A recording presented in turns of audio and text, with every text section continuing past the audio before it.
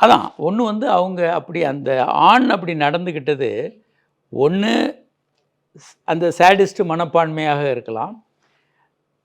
இல்லைன்னா வரதட்சணை தனக்கு கொடுக்காம தன்னை ஏமாத்திட்டாங்க, ஒரு பொண்ணை தன் தலையில் கட்டிட்டாங்க, கோபத்துல. அந்த கோபம் அந்த குடும்பமே கோபமாக இருக்கும், பேசிக்கிட்டே இருப்பாங்க. ஏமாற்றி கல்யாணம் பண்ணி கொடுக்க வேண்டியதை கொடுக்கல அப்படின்னு சொல்லி டார்ச்சர் பண்ணுறத ஆரம்பிச்சிருக்கலாம். இதை ஃபீல் பண்ண உடனே அந்த பெண் கடுமையாக போலீஸ் கம்ப்ளைண்ட் பண்ணியிருக்கணும். எடுத்து கண்டிப்பாக போலீஸ் கம்ப்ளைண்ட் பண்ணணும். அந்த பெண்ணை யாராவது டார்ச்சர் பண்ணாங்கன்னா உடனடியாக போலீஸ் கம்ப்ளைண்ட் பண்ணணும். அதில் யோசிக்கவே கூடாது, அது யாராக இருந்தாலும். அப்பா அம்மா டார்ச்சர் பண்ணாலே போலீஸ் கம்ப்ளைண்ட் கொடுக்கணும். பல நாடுகள், அமெரிக்கா போன்ற நாடுகளெல்லாம் யாராவது அப்பா அடிச்சிட்டாருன்னா கம்ப்ளைண்ட் பண்ணால் அரெஸ்ட் பண்ணி ஜெயிலில் வச்சுருவாங்க அப்பா. ஒரு எளிமையான நம்பர் இருக்குது, 1098ன்னு இந்தியாவில் இருக்குது. அந்த நம்பர்களுக்கெல்லாம் பண்ணாங்கன்னா டக்குன்னு அரெஸ்ட் பண்ணிவிடுவாங்க. அரெஸ்ட் பண்ணுவாங்க, அப்புறம் தான் விசாரணையெல்லாம். அதனால் பெற்றோர்களுக்கே அந்த உரிமை இல்லை. அப்போ இவங்கெல்லாம் இவ்வளவு டார்ச்சர் பண்ணி அந்த பெண் அங்கே இருந்திருக்கவே வேண்டியதில்லை. ஈஸியாக ஒரு கம்ப்ளைண்ட் பண்ணி வெளியே வந்திருக்கலாம்.